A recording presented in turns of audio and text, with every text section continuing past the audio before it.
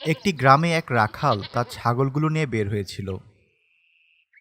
ছাগলগুলোকে ছেড়ে দিয়ে সে মাঠের এক কোণায় বসে রইল। তার খুব দুশ্চিন্তা হচ্ছে, এমনিতেই বৃষ্টিপাত হচ্ছে না, তার উপরে গ্রামের বেশিরভাগ জায়গার ঘাসগুলো গরু ছাগলেরা খেয়ে ফেলেছে, যার কারণে তার এবং গ্রামবাসী গরু ছাগলেরা ঠিকমতো খেতে পারছে না। একদিন সেই লোকটি তার ছাগলগুলো নিয়ে পাশের আরেকটি গ্রামে চলে গেল। সেখানেও প্রায় একই অবস্থা, কিন্তু সে খেয়াল করল নদীর ওই পাশে তাজা ঘাস দেখা যাচ্ছে, কিন্তু নদীর স্রোত এতই বেশি যে ছাগলগুলো নিয়ে সেখানে যাওয়া প্রায় অসম্ভব। সেদিন ছিল জুম্মার দিন। রাখাল তার ছাগলগুলোকে বেঁধে রেখে জুম্মার নামাজ আদায় করতে গেল। সে সময় খুতবা চলছিল। মসজিদের এক আলেম বয়ান করছিলেন। যে কোনো কাজের শুরুতে বিসমিল্লাহ বললে তার যে কতটা বরকত হয় এটা নিয়ে তিনি বয়ান করছিলেন। ওই এলাকায় এটি ছিল রাখালের প্রথম জুম্মা। আলেমের এই কথাটি তার বেশ মন জয় করে ফেলল। সে নামাজ শেষে ফিরে গিয়ে তার ছাগলগুলো নিয়ে বিসমিল্লাহ বলে স্বাচ্ছন্দ্যেই নদীটা পার হয়ে গেল। এভাবে সে প্রতিদিন একই কাজ করতে থাকল। তার ছাগলগুলো অন্যদের ছাগলের তুলনায় বেশ মোটা তাজা এবং স্বাস্থ্যবান হয়ে গেল। এইটা দেখে গ্রামবাসীরা সেই রাখালকে জিজ্ঞাসা করল যে সে ছাগলগুলোকে কি খাওয়ায়, যার কারণে তার ছাগলগুলোর স্বাস্থ্য এমন ভালো হলো। রাখালটি ছিল খুবই সৎ এবং সহজ সরল।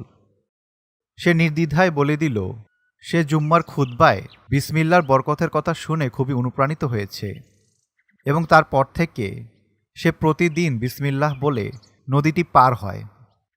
কথাটা শুনে সবাই অবাক হলো, কিন্তু কেউ তার কথাটা বিশ্বাস করল না। সবাই চলে গেলেও একজন সেখানে দাঁড়িয়ে রইল। সে বলল সে তার সাথে পরের দিন সকালে ওই এলাকাতে যাবে, সেও নদীটা পার হয়ে দেখবে।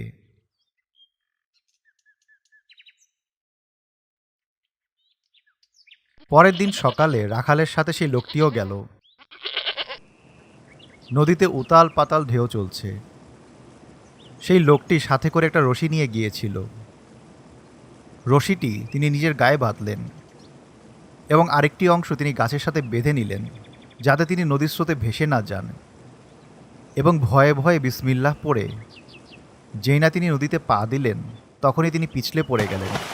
নদীর স্রোত তাকে টেনে নিয়ে যেতে লাগলো, কিন্তু তার শরীরটা রশি দিয়ে বেঁধে থাকার কারণে সে কোনোভাবে রক্ষা পেল।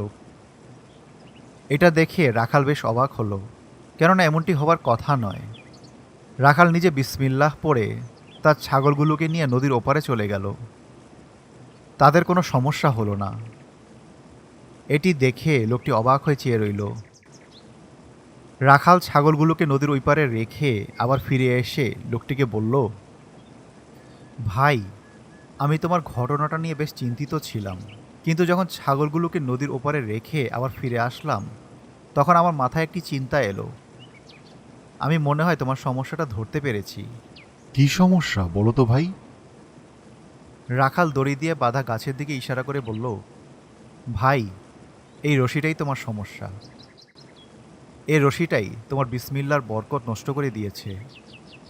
কেননা তোমার বিসমিল্লাহ এবং আল্লাহর চেয়ে এই রশিটার উপরে ভরসা বেশি ছিল, যার কারণে আল্লাহ তাআলা তোমার দায়ভার এই রশির উপরেই ছেড়ে দিয়েছেন, আর যা হবার তাই হলো। সেই জুম্মায় মৌলভী সাহেবের বিসমিল্লাহ বরকতের খুতবা আমার অন্তরে গেঁথে গিয়েছিল, যেটা আমি অন্তরে ধারণ করেছিলাম, আর আল্লাহ তাআলা সেটার মান রেখেছেন। কিন্তু তুমি বিসমিল্লাহ বললেও তোমার ভরসাটা ছিল দড়ির উপরেই, যার কারণে যা হবার তাই হলো।